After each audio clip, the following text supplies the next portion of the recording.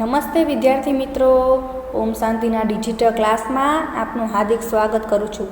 વિદ્યાર્થી મિત્રો, આજે આપણે વિષય હિન્દી જોઈએ, તેમાં ધોરણ 8 સત્ર 2 તેમાં આપણે ચોથો પાઠ જોઈએ, કર્મયોગી લાલ બહાદુર શાસ્ત્રી. તેનો સાહિત્ય પ્રકાર છે રેખાચિત્ર અને તેના લેખક છે શંકર દયાલ શર્મા. તેમાં હવે આપણે પહેલો પ્રશ્ન જોઈએ. कर्मयोगी लाल बहादुर शास्त्री पाठ का साहित्य प्रकार कौन सा है? सी रेखाचित्र. बीजू, कर्मयोगी लाल बहादुर शास्त्री पाठ के लेखक कालजगे शर्मा हैं, शंकर दयाल. त्रीजू, शास्त्री जी के नाम के साथ खाल जगह विशेषण जोड़ना उचित है, कर्मयोगी. चौथो, लाल बहादुर शास्त्री भारत के खाल जगह थे प्रधानमंत्री. 5. लेखक के अनुसार शास्त्री जी को अपने खाल जगह और खाल जगह की शक्ति पर अधिक भरोसा था, चिंतन और कर्म. 6. शास्त्री जी के लिए खाल जगह ही ईश्वर था, कर्म. 7. शास्त्री जी का जीवन दर्शन गीता के निष्ठा कर्मयोगी का प्रतिरूप था, साचू. પછી 8મો જોઈએ. शास्त्री जी को निष्काम कर्मयोगी कहना अधिक उचित है, आशय स्पष्ट कीजिए. जवाब, शास्त्री जी के लिए कर्म ही ईश्वर था और इसके प्रति वे बिना किसी फल की आशा के लिए संपूर्ण भाव से समर्पित रहते थे. जब भी उन्हें अपने कर्म का फल पाने के अवसर मिले, उन्होंने उस और हमेशा उपेक्षित दृष्टि ही रखी. फल पाने के लिए लालच से उन्होंने कभी कोई काम नहीं किया. उनके इस स्वभाव को देखते हुए उनके निष्काम कर्मयोगी कहना अधिक उचित है. 9. शास्त्री जी के संपूर्ण चरित्र तथा जीवन दर्शन में कौन सी 3 बातें दिखाई पड़ती है?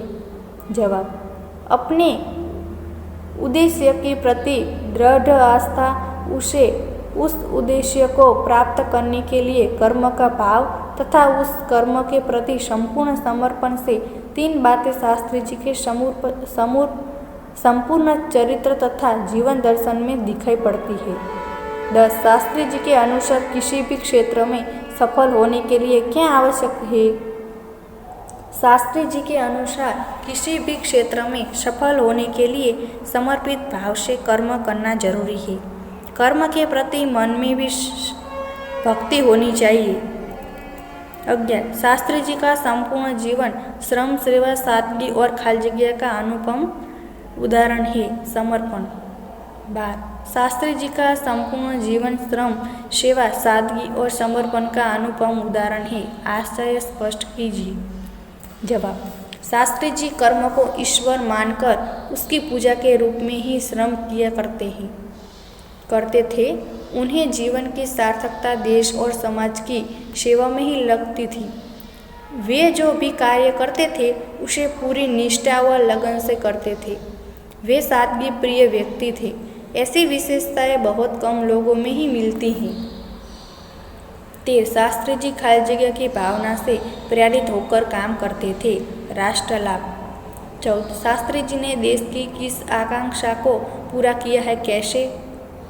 जवाब, पंडित नेहरू प्रधानमंत्री के रूप में एक समृद्ध राजनैतिक विरासत छोड़कर गए थे. उनकी मृत्यु के बाद उसे शास्त्री जी ने कुशलतापूर्वक संभालकर देश की आकांक्षा को पूरा किया. उनमें अद्भुत संकल्प शक्ति थी. उनका एकमात्र उद्देश्य राष्ट्र को लाभ पहुंचाने का रहता था. वे हमेशा आत्मसंयम से काम करते हुए अधिकारों से अधिक कर्तव्यों को प्रधानता देते थे. इनके गुणों के बल पर वे नेहरू जी की विरासत को संभालने और आगे बढ़ाने का जटिल काम पूर्ण कर सके. 15.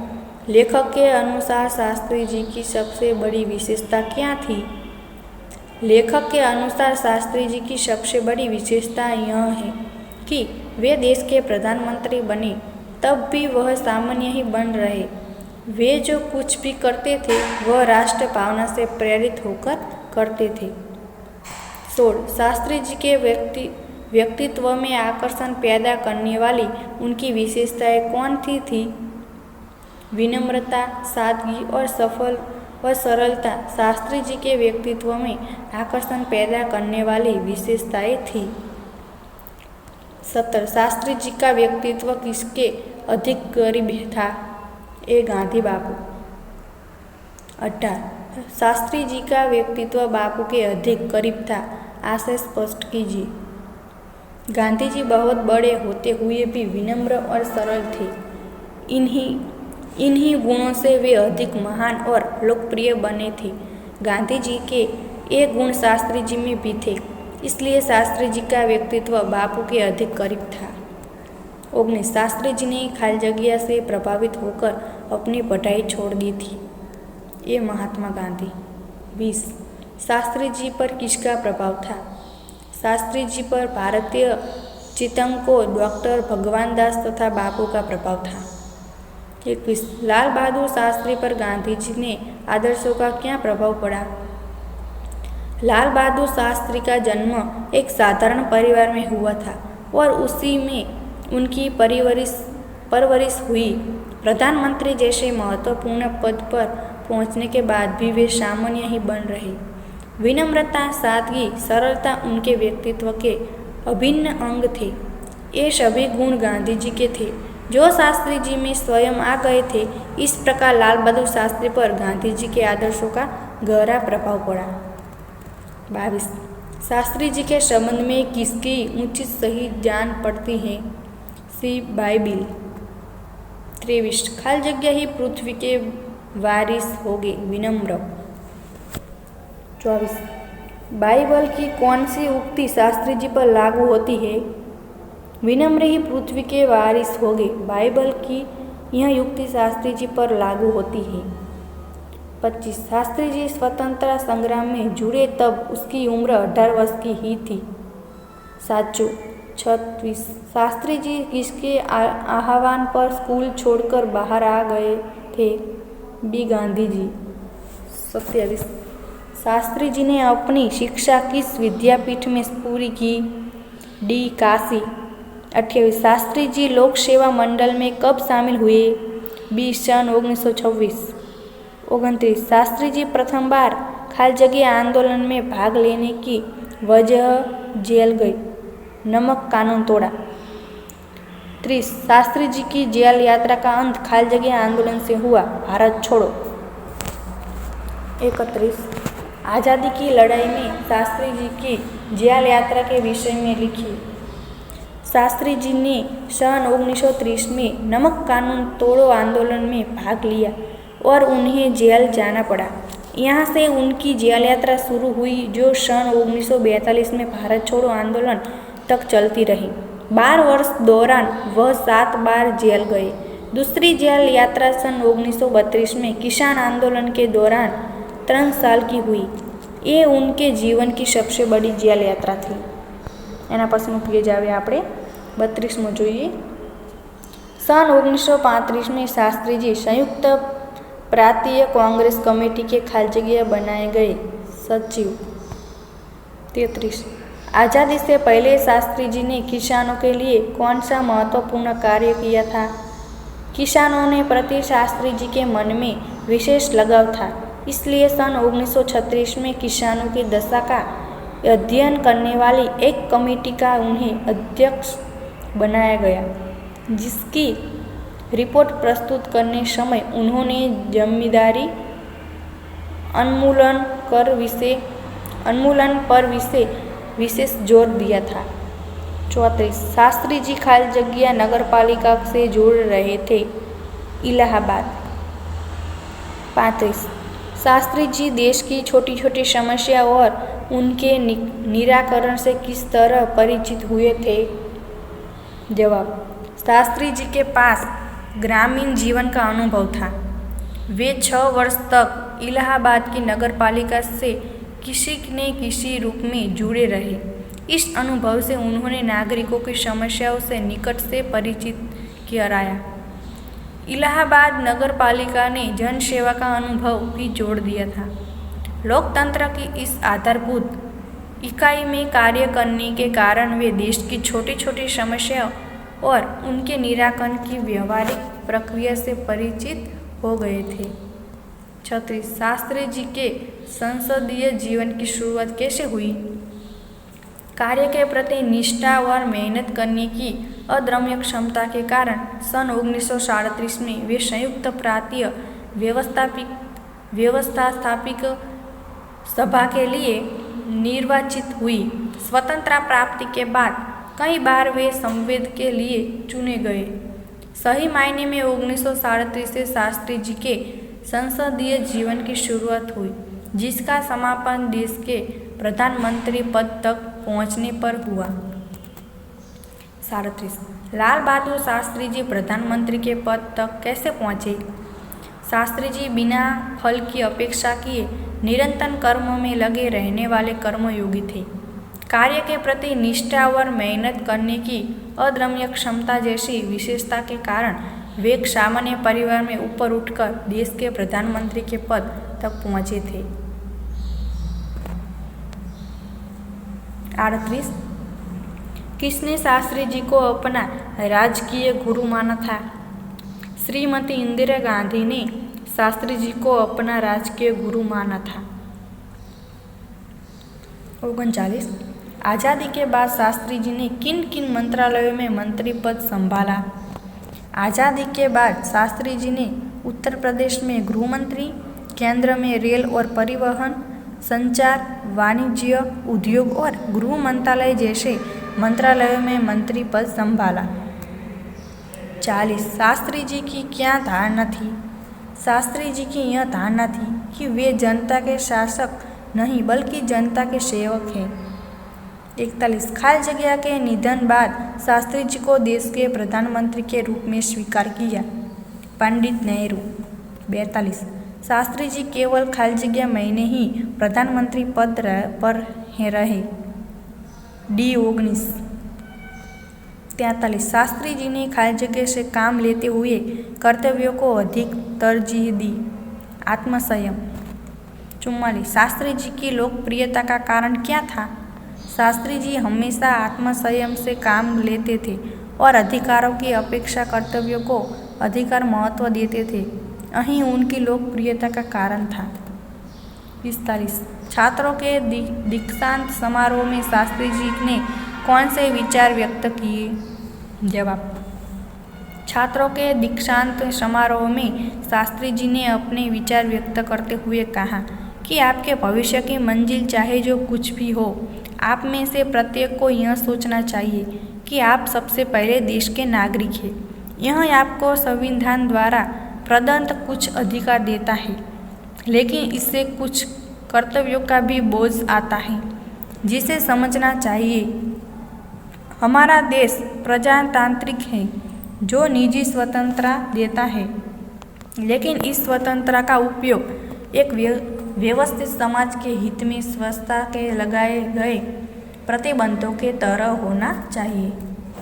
46वां अलीगढ़ मुस्लिम विश्वविद्यालय में दीक्षांत समारोह का आयोजन कब किया था? B 19 December 1964। 47वां જોઈએ शास्त्री जी के नाम के साथ कर्मयोगी विशेषण लगाना उचित क्यों है? शास्त्री जी का संपूर्ण जीवन कर्ममय था। वे भाग्य पर भरोसा करके बैठे रहने वाले व्यक्तियों में से नहीं थे। उनके अपने चिंतन और कर्म की शक्ति पर अधिक भरोसा होता था। वे क्रमशः अपने जीवन का रास्ता बनाते हुए आगे बढ़े रहे। वे कर्म को ही ईश्वर मानते थे। उसके प्रति वे निस्वार्थ भाव से समर्पित थे। जीवन भर निष्काम कर्म से लगे रहने के कारण उनके नाम के साथ कर्मयोगी विशेषण लगाना उचित है। હવે 48वां पाठ में वर्णन शास्त्री जी की विशेषता लिखी। शास्त्री जी सरल, विनम्र और सादगी प्रिय व्यक्ति थे। वे कर्म करने में विश्वास रखते थे। वे कर्म को ही ईश्वर मानते थे। अपने कार्य के प्रति वे सदा संपूर्ण समर्पित रहते थे। प्रधानमंत्री जैसे पद पर पहुंचने के बाद भी वे स्वयं को कभी शासक न मानकर हमेशा जनता का सेवक ही मानते थे। वे विशिष्टा होकर भी जीवन पर सामान्य बने रहे। હવે 49 निम्नलिखित परिच्छेद का मातृभाषा में अनुवाद लिखिए। तो આપણે જોઈએ પહેલાં હિન્દીમાં। कोलकाता में हमारा घर एक शांत जगह पर है। हमारे बगीचे की दीवार के उस तरह एक सकरी सड़क है। यह सकरी सड़क पर वन प्रात पर जाकर खत्म होती है। इस सड़क के दोनों ओर मकान है और अधिक यातायात न होने से यह बहुत ही शांत रहती है। सारे दिन इसके आसपास गिलहरियाँ एक दूसरे का पीछा करती हैं। हमारे आसपास के पेड़ों पर अनेक प्रकार के पक्षी दिखाई पड़ते हैं। सारा दिन हवा में पक्षियों का संगीत तैरता रहता है। तो गुजराती આપણે જોઈએ હવે એનું। તો ગુજરાતીમાં કોલકાતામાં અમારું ઘર એક શાંત જગ્યા પર છે। અમારા બગીચાની દિવાલની પેલી બાજુ એક સાંકડી સડક છે। આ સાંકડી સડક વનપ્રાત પર જઈને પૂરી થાય છે। આ સડકની બંને બાજુ મકાનો છે અને વધારે અવર જવર થતી ન હોવાથી અહીં ખૂબ જ શાંતિ હોય છે। આખો દિવસ તેની આજુબાજુ ખિસકોલીઓ એકબીજાની પાછળ દોડ કરે છે। અમારી આજુબાજુના ઝાડ પર અનેક પ્રકારના પંખીઓ દેખાય છે। આખો દિવસ હવામાં પક્ષીઓનું સંગીત રેલાય છે। હવે જોઈએ આપણે 50મો है। परिच्छेद में लेखांकित शब्दों के अर्थ शब्दकोश में से ढूंढकर उन्हें शब्दकोश में क्रम में अपनी नोटबुक में लिखिए। विद्यार्थी मित्रों, આપણે આ પ્રશ્નનો જવાબ તમે તમારી નોટબુકમાં લખવાનો છે। જુઓ અહીંયા લીટી કરેલી છે રીડ, અમિત, આધારશિલા, પછી ખાદ, સૌરભ, પલ્લવિત અને સભ્ય। તો એ બધાના શબ્દ તે લખ્યા છે। તો જોયો આપણે શબ્દ કે અર્થ લખી, એ બધાના અર્થ લખેલા છે। તો આપણે પહેલાં જોઈએ રીડ મેરુદંડ, પછી અમિટ તો અટલ, आधारशिला तो नींव, खाद तो जमीन की उर्वरता बढ़ाने वाला पदार्थ, पल्लवी तो विकसित, सौरभ तो सुवास, सभ्य तो शिष्ट। तो शब्दकोश अर्थ का शब्दकोश क्रम, अटल जमीन की उर्वरता बढ़ाने वाला पदार्थ, नींव मेरुदंड, विकसित, शिष्ट, सुवास। अब 51 इस इकाई में हम लाल बहादुर जी के जीवन में से कौन कौन से सद्गुण ग्रहण कर सकते हैं? जवाब જોઈએ। शास्त्री जी के जीवन से हम अनेक सद्गुण ग्रहण कर सकते हैं, जैसे कि हमें निष्काम भाव से अपना कर्तव्य करने रहना चाहिए, हमारे उद्देश्य के प्रति दृढ़ आस्था हो, उसके प्रति हमारा संपूर्ण आत्मसमर्पण होना चाहिए, जीवन में श्रम, सेवा, सादगी, विनम्रता और सरलता अवश्य हो, हमारी वृत्ति हमारे देश को लाभ पहुंचाने वाली हो। 52 जो 52 શું છે? एक था शेर, उसे अपनी ताकत पर बड़ा घमंड था। जंगल के प्राणियों ने उसे सबक सिखाने की बात सोची। छोटी चिट्टी बोली, मैं शेर का घमंड उतार दूंगी। तो जो अब आप इस कहानी को आगे बढ़ाइए और बताइए कि चिट्टी ने शेर का घमंड कैसे उतारा होगा। कहानी अपनी नोटबुक में लिखिए। तो विद्यार्थी मित्रों, आ पण प्रश्नનો જવાબ તમે તમારી નોટબુકમાં લખવાનો છે। તો આપણે તે જોઈએ વાર્તા। તો જવાબ છે एक था शेर, उसे अपनी ताकत पर बड़ा घमंड था। जंगल के प्राणियों ने उसे सबक सिखाने की बात सोची। छोटी चिट्टी बोली, मैं शेर का घमंड उतार दूंगी। उसने बाद चिट्टी ने अपने बिल में गए और वहाँ से बहुत सारी चिट्टियों को अपने साथ ले आए। शेर जहाँ सो रहा था वहाँ जाकर सभी चिट्टियाँ शेर के शरीर पर चढ़ गई।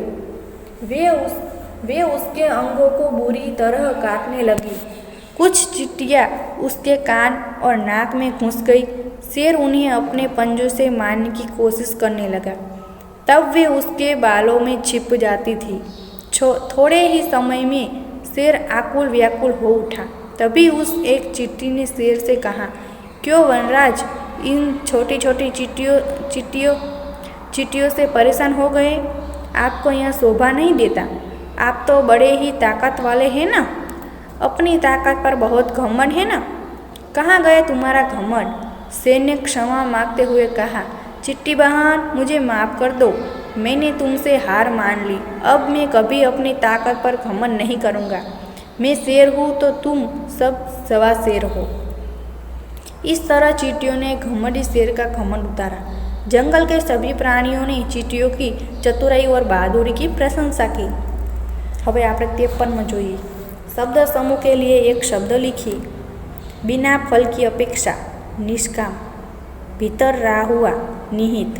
विश्वविद्यालय का प्रणाम देने का उत्सव, दीक्षांत समारोह। जड़ मूल से नष्ट करना, उन्मूलन।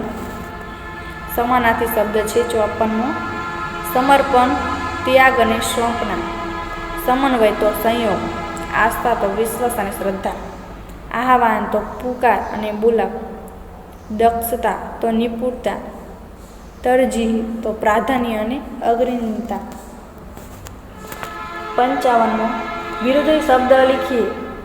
સફળતા તો નિષ્ફળતા, સામાન્ય તો વિશેષ, આશા તો નિરાશા, દેશ તો વિદેશ, જીવન તો મૃત્યુ, પ્રારંભ તો અંત, આઝાદી તો ગુલામી, નિકટ તો દૂર, નિર્વાચિત તો અનિર્વાચિત, सेवक तो मालिक। હવે 56 જોઈએ। निम्नलिखित वाक्यों में से अव्यय छांटिए एवं उसका प्रकार लिखिए। आज मैंने बहुत कम खाना खाया। अव्यय आज, उसका प्रकार कालवाचक क्रिया विशेषण अव्यय। अंजलि सोनल के आगे बैठी है, के आगे संबंध सूचक अव्यय। मीनाक्षी और साल्वी गांव जा रही है और समुच्चय बोधक अव्यय। अरे ये क्या कर रहे हो? अरे विस्मयादि बोधक अव्यय। वह बाहर गया है, वह संबंध सूचक अव्यय। मयंक और कृणाल अंबाजी गए और समुच्चय बोधक अव्यय। 7 मोनी धीरे धीरे तैयार हुई, धीरे धीरे रीतिवाचक क्रिया विशेषण अव्यय। जावेद प्रतिदिन रियाज करता है, प्रतिदिन कालवाचक क्रिया विशेषण अव्यय। 9 घर के चारों ओर पेड़ लगाए गए और संबंध सूचक अव्यय। 10 शीतल ने मेहनत की इसलिए वह उत्तीर्ण हुई, इसलिए समुच्चय बोधक अव्यय। ठहर आगे खतरा है, आगे संबंध सूचक अव्यय। वाह कितना सुंदर फूल है, वाह विस्मयादि बोधक अव्यय। धोनी की जगह आज ऋषभ खेलेगा, आज कालवाचक क्रिया विशेषण अव्यय। यद्यपि वह निर्धन है तथापि उदार है, यद्यपि અને तथापि समुच्चय बोधक अव्यय। वंदना भीतर बैठी थी, भीतर स्थानवाचक क्रिया विशेषण अव्यय। 57 उचित जोड़ मिलाइए। पहलू 1921 तो एमा ई लोक सेवा मंडल में शामिल। बीजू 1926 तो एमा ई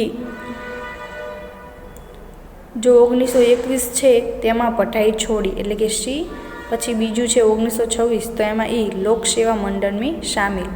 पछी तीजू है 1930 तो एमा ए नमक कानून तोड़ो आंदोलन शुरू। पछी 1942 है चौथुं तो एमां भारत छोड़ो आंदोलन एटले के एफ। पछी पांचमું है 1935 तो एमां संयुक्त प्रांतीय कांग्रेस कमिटी के सचिव तो बी आवशे। 6/1937 तो एमां संयुक्त प्रांतीय व्यवस्थापिका सभा के लिए निर्वाचित तो एमां आवशे डी। हवे जोईए 58 मेरा प्रिय नेता विषय पर अपनी नोटबुक में निबंध लिखिए। तो विद्यार्थी मित्रों आपणो पाठ अहींया पूर्ण थाय छे। जे आ 58मुं छे ते तमारे नोटबुक में लखवानो छे। तमने अहींया जवाब आपी दीधेल छे। तो आ पाठ में केटला एवा छे कि तमने जे नोटबुक में लखवाना कह्या छे तो मने आशा छे कि तमे ए नोटबुक में लखीशो अने जे बाकी आपेल छे ए आपणे तैयार करीशुं। तो आपणो पाठ अहींया पूर्ण थाय छे। आभार।